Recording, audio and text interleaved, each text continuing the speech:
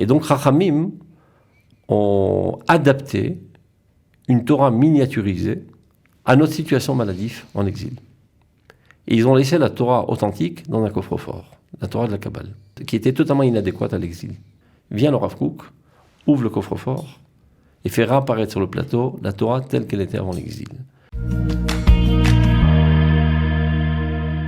Qui n'a pas entendu parler du livre Oroth du Rav Avraham Yitzhak Cohen Kook?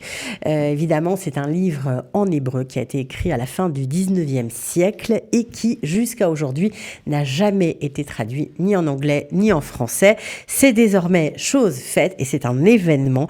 Il nous semblait tout à fait logique d'en parler aujourd'hui. Et pour ce faire, je reçois avec plaisir le Rav Yosef Ben Shoshan. Bonjour. Bonjour. Bienvenue. Alors, vous êtes un peu à l'origine de la traduction, mais ce n'est pas vous qui avez traduit le livre. C'est essentiellement Menachem Brecheger qui, lui, s'est adonné nuit et jour pendant environ 7 ans. Moi, j'ai passé avec lui 3 heures par semaine. Il ne connaissait pas l'œuvre du Rav Kook? La Torah de Rav Kook est malheureusement méconnue de la quasi-totalité du peuple juif. Et même ceux qui prétendent la connaître ne connaissent que des sismos, des slogans. Des slogans, Eretz Israël, Am Israël, Eretz Israël, et ne connaissent pas la profondeur de la Torah de Rav Kook, qui est en fait la Torah de la Kabbale, traduite de manière adéquate à notre génération. Bon, alors, Oroth, ça veut dire lumière. Les Lumières. Je suis obligée de vous poser la question, quel est bien que ce soit difficile à faire, mais le résumé, en tout cas le thème principal du livre? Il faut comprendre que le Rav Kook a été envoyé par Dieu dans cette génération pour accompagner la renaissance nationale du peuple d'Israël. Car c'est bien beau que du point de vue géographique, on retrouve le Bercail en Eretz Israël, mais l'essentiel, c'est de faire une mutation psychique dans le peuple d'Israël, de passer d'une situation de juifs exilés, plus exactement de toutes sortes de cellules éparpillées aux 4 coins du monde, pour reconstituer ce corps national et y injecter l'âme. Et bien lui, il a pris comme besoin d'injecter l'âme dans la renaissance nationale. On peut dire, grosso modo, c'est l'architecte de la renaissance nationale. Aussi bien du point de vue de ses écrits que de fait. Il était présent, et c'est lui même qui a déclenché la déclaration de Balfour, comme on le sait bien. Il était à cette époque-là à Londres. Et lorsqu'il y avait des lords juifs qui n'avaient pas tellement envie, eh ben, un des lords chrétiens, il a dit « Mais qui comprend mieux la Torah? Vous qui mangez avec nous des crevettes, ou bien le Rav Kook, le saint ?» Et il avait l'occasion de le connaître. Et c'est comme ça que le vote à la main levée a réussi et la majorité a opté pour la déclaration de Balfour. Donc c'était lui le générateur et l'accompagnateur de la renaissance nationale du peuple d'Israël, sachant que la renaissance du peuple d'Israël sur sa terre n'est pas un événement national, mais un événement universel. C'est de remettre en place le cœur de l'univers de l'humanité entière. Ça, c'est une question que beaucoup traitent, mais pas beaucoup de gens comprennent vraiment ce que ça veut dire. Eh ben, l'humanité entière est en crise, si on ne s'est pas rendu compte depuis quelques centaines d'années, et ça ne va pas pour le mieux, comme on dit. Des guerres sanglantes, perte d'identité, la civilisation a perdu toutes ses valeurs, etc. Le Rav Kook propose une alternative de la civilisation de l'humanité entière dans ses écrits. Et on peut dire que le peuple juif est aussi... Ce n'est pas un livre de Torah classique qui donne des directives, quoi faire, quoi ne pas faire, quoi penser ou quoi ressentir à l'échelle individuelle, mais comment le peuple d'Israël, en tant qu'entité nationale, doit prendre sa responsabilité et gérer l'humanité comme il se doit et la mener à sa fin telle que Dieu l'a prévu. Bon, on n'y est pas là aujourd'hui. On est en bonne route, et Tarté marche pas quand j'ai en bonne route. C'est nous qui avons inventé le Waze. On monte déjà la route à l'humanité du point de vue géographique, et le peuple d'Israël revient de plus belle sur sa terre et va en grandissant dans tous les domaines d'activité. Et on peut dire qu'il est le centre d'intérêt de l'humanité entière, que ce soit des gens qui l'aiment bien ou qui le haïssent, mais quoi qu'il en soit, on est toujours au centre de l'actualité. Donc on est déjà sur le podium, et tout le monde nous observe. Il ne nous reste qu'à dire ce qu'on doit dire. Et ça se trouve dans le livre d'Oroth. Alors, il parle beaucoup dans ce livre aussi de la notion d'exil, de la notion de profane. Qu'est-ce que ça veut dire aujourd'hui, le profane en Israël? Dans la situation normale, on va dire la nouveauté du peuple d'Israël, c'est d'associer ce qu'on appelle le profane, qui est une très très mauvaise traduction, on dit en hébreu le chol, parce que profane, ça vient de la racine profaner, donc c'est déjà une connotation négative. Nous, on veut dire par le profane la matérialité. d'associer la matérialité à la spiritualité, telle que Dieu a créé son monde. Telle était la situation lorsqu'on était saint et saïen. Et d'ailleurs, toutes les figures qui apparaissent dans la Bible sont des gens qui ont su faire une combinaison, bien composer de manière harmonique ces deux aspects. Il n'y a qu'à voir Avram Avinu qui était un prophète extraordinaire, mais pas moins aussi quelqu'un de très très riche et un vaillant guerrier, etc. De même Yaakov, de même Moshe Rabbeinu lui-même qui a conquis le Golan de ses propres mains et qui était très fort, très musclé d'ailleurs.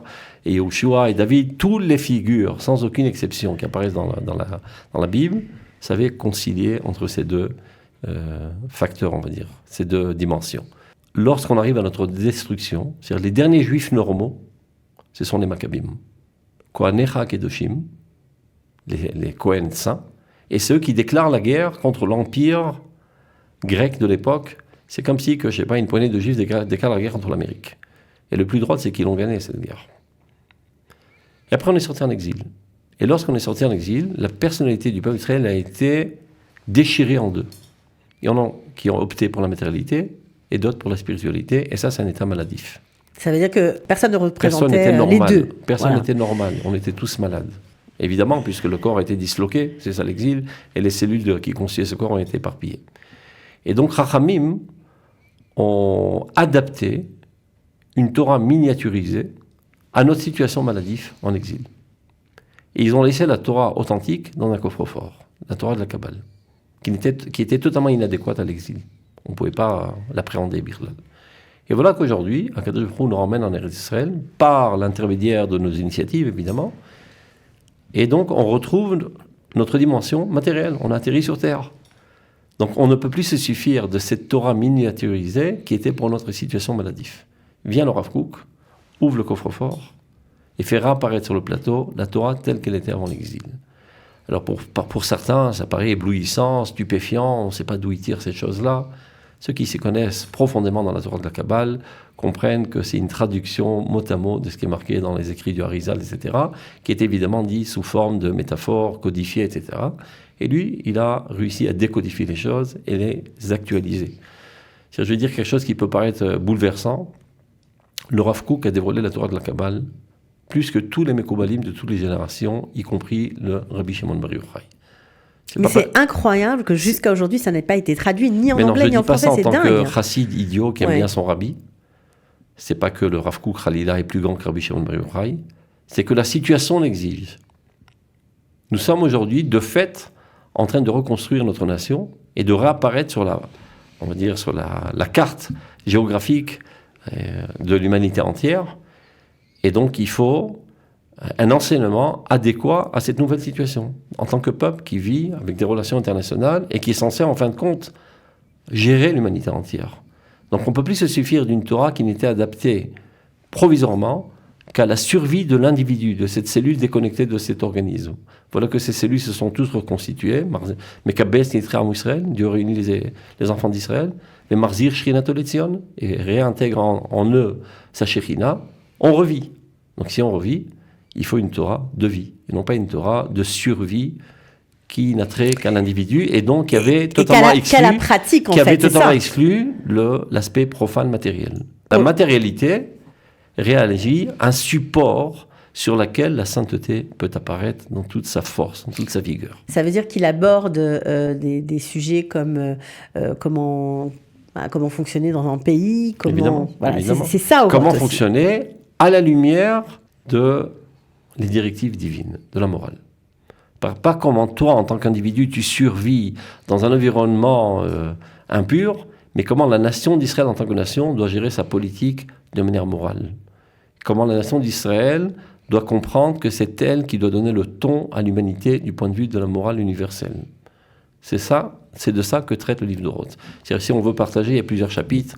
Le premier chapitre traite de Eretz Israël, de la compréhension profonde de ce qu'est Eretz Israël. Après, à Milchama, la guerre. Qu'est-ce que ça réalise, la guerre mondiale? Est-ce que c'est un facteur essentiel, peut-être même, qui a déclenché la Géoula? Après, il y a Israël ou Triato. C'est pour extirper de nous toutes les influences chrétiennes qui, malheureusement, on a tous été envahis dans notre conscience. Et après, Rotatria. Comment fonder notre nation sur les valeurs propres du peuple d'Israël, totalement épuré de toute influence islamique ou chrétienne, etc.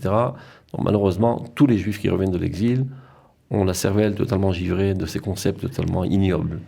Et d'ailleurs, le prophète Yecheskel dit qu'en revenant sur votre terre, je verserai sur vous des eaux purificatrices pour vous purifier. Donc nos frères qui viennent des pays, les Ashkenazim, qui viennent des pays européens, ont tous été influencés par le christianisme.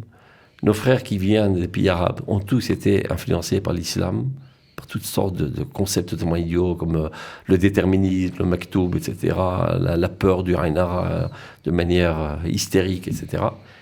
Et nous, c'est-à-dire je parle des Nord-Africains, qui sont passés par la France, et on est doublement débiles.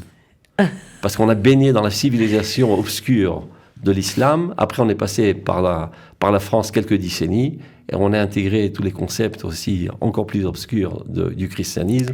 En arrivant en Eretz Israël, on a besoin d'une double douche. Et cette douche, c'est la Torah d'Eretz Israël. Il est marqué « Ushaftem ma'im besason mi'ma'inei Yeshua ».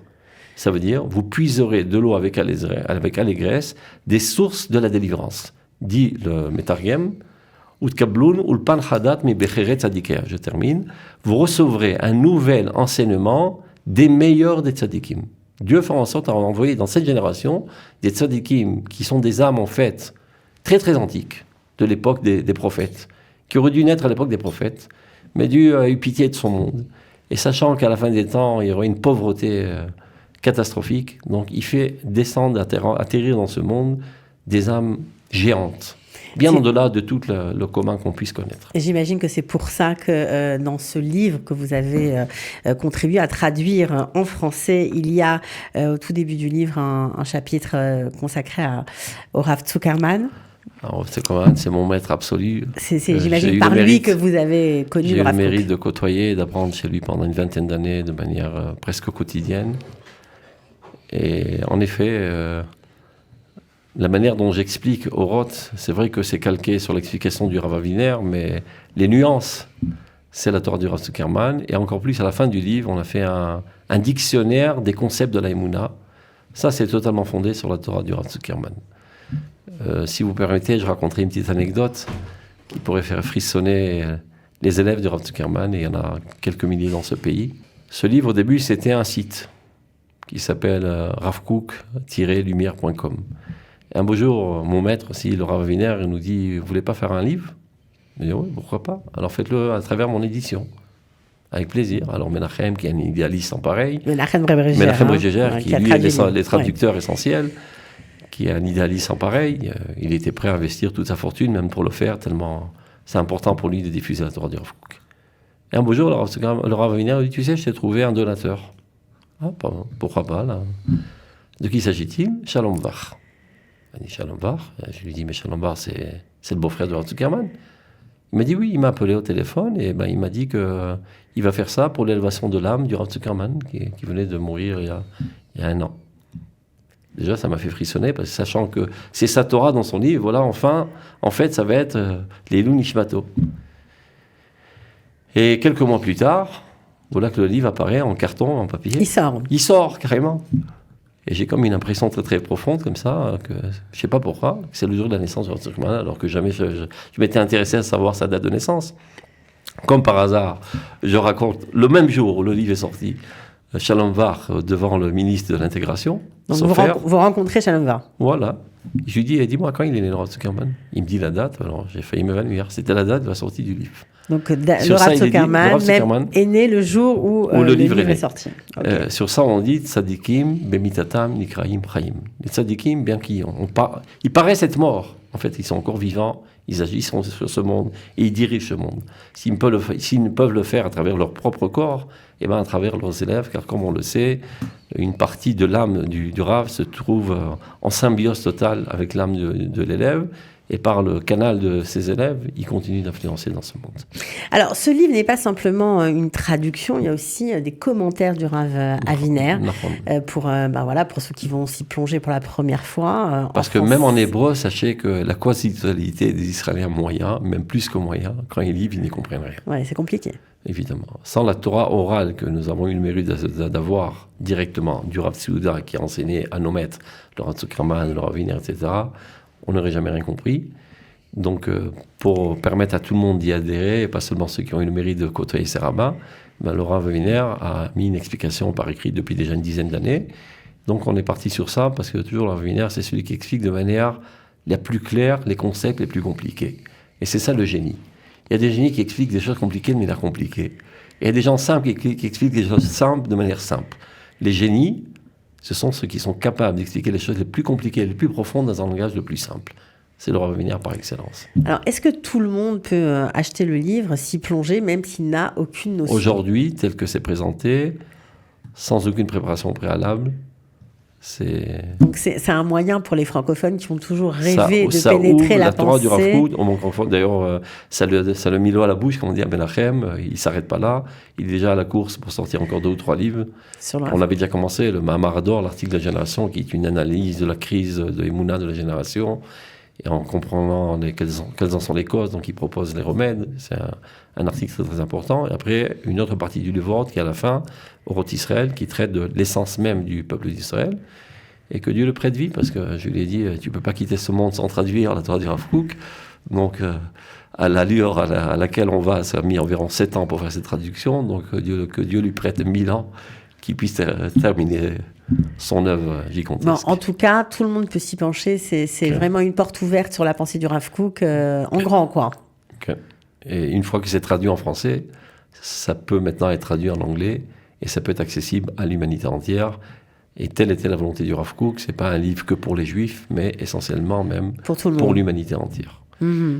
Donc, vous pouvez l'acheter au magasin Dani Sfarim, là-bas, à Rehov Even Israël. On peut le trouver aussi sur votre site? Non, sur le site de Chava Books, du Rav Wiener, et le site de ce magasin qui s'appelle Dani Books.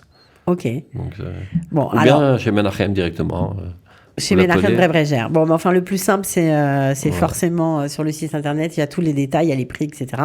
Donc, ce que je propose, c'est que chaque francophone en Eretz Israël achète ce livre d'abord pour lui-même comprendre cette pensée extraordinaire, et qu'il envoie ça en cadeau à un de ses proches qui est encore coincé en exil, en espérant que cette lumière va l'éclairer et qu'il nous rejoigne en Terre Sainte. Voilà, alors donc vous l'aurez compris, si vous cherchez du sens, parce que parfois même ceux qui sont ici et qui galèrent un peu, perdent un peu le fil de leur pourquoi ils sont montés en Eretz Israël. Apparemment la lecture de Oroth vous fera le plus grand bien, nous fera le plus grand bien à tous d'ailleurs. Merci pour ce travail, vraiment cette porte ouverte sur la pensée du Rav Kook dont tout le monde parle, mais tout le monde ne connaît pas en profondeur, ça c'est clair. À très bientôt en tout cas, et j'espère vraiment que cet ouvrage rencontrera un grand succès auprès des francophones. Amen. À bientôt. Kol Tov.